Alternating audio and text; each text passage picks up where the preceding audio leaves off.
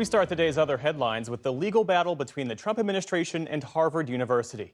At a hearing in Boston, Judge Allison Burroughs seemed receptive to Harvard's arguments that the government illegally cut $2.6 billion in funding to the school. Harvard sued the Trump administration 2 months ago, saying the cuts violated its First Amendment rights. Government lawyers claim the funding freezes are justified, arguing that Harvard violated President Trump's orders on fighting anti-Semitism.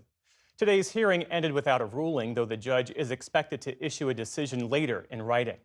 In New York, officials say a second suspect has been arrested in the shooting of an off-duty Customs and Border Protection officer this past weekend. Christian Ibar Baroa is believed to be the getaway driver in what officials are describing as a botched robbery. His alleged accomplice, Miguel Mora, was taken into custody yesterday. Authorities say both men entered the U.S. illegally from the Dominican Republic and have prior arrests. At a press conference today, Homeland Security Secretary Kristi Noem said the 42-year-old officer is recovering in the hospital and is expected to survive. The Pentagon is ordering hundreds of Marines to leave Los Angeles more than a month after the Trump administration sent them to the city.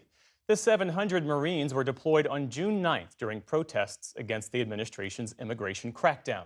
They'd been ordered to guard 2 federal buildings, which included an ICE office and a detention facility. In a statement, Pentagon spokesman Sean Parnell said the presence, quote, sent a clear message: lawlessness will not be tolerated. About 2,000 National Guard troops still remain in Los Angeles. In Gaza, Israel expanded its ground operations into a central Gazan city today where several aid groups are based. Airstrikes and tank shelling hit houses and mosques in Deir al-Balah, where Israel believes some of the last remaining hostages are being held. Across the territory, such strikes killed at least 18 people overnight and into today. All told, Gaza's health ministry said today 59,000 people have died during the war.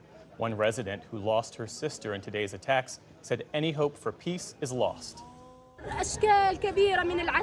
Many forms of torture, conquest, hunger, and death. We expected a lot that these massacres would stop, someone to stand by our side and stop this incinerator. No action was taken. We reached a phase today that expectations are dead. We stopped expecting anything or wait for anything from anyone. Today's violence comes after at least 80 Palestinians were killed as they were seeking aid yesterday, though Israel says it only fired warning shots.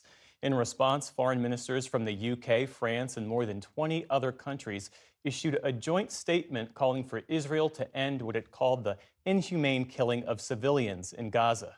Notably, the U.S. and Germany were not among those who signed. In Bangladesh, a military aircraft crashed into a school campus today, killing the pilot and at least 19 others, mostly students.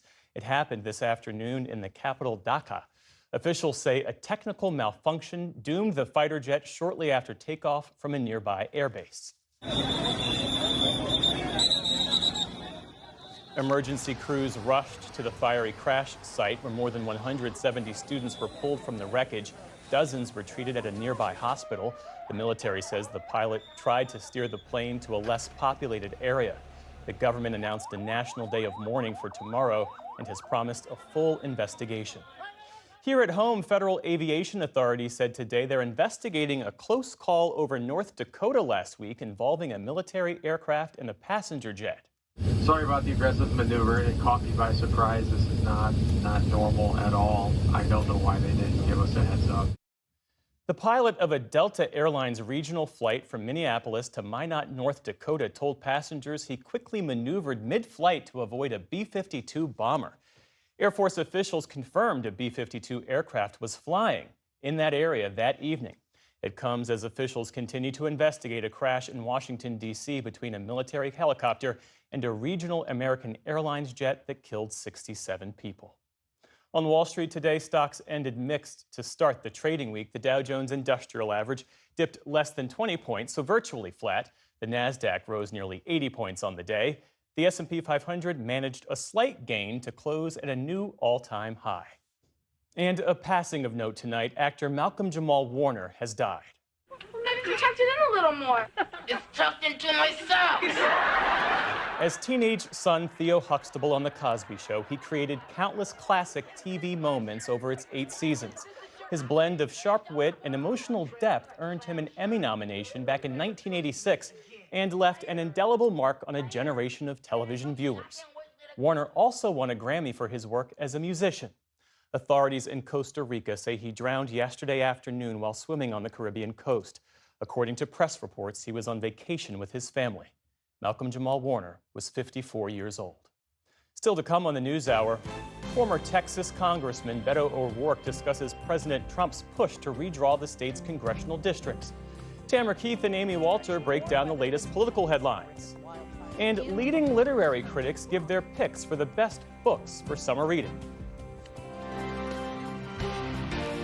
This is the PBS News Hour from the David M. Rubenstein Studio at WETA in Washington and in the West from the Walter Cronkite School of Journalism at Arizona State University.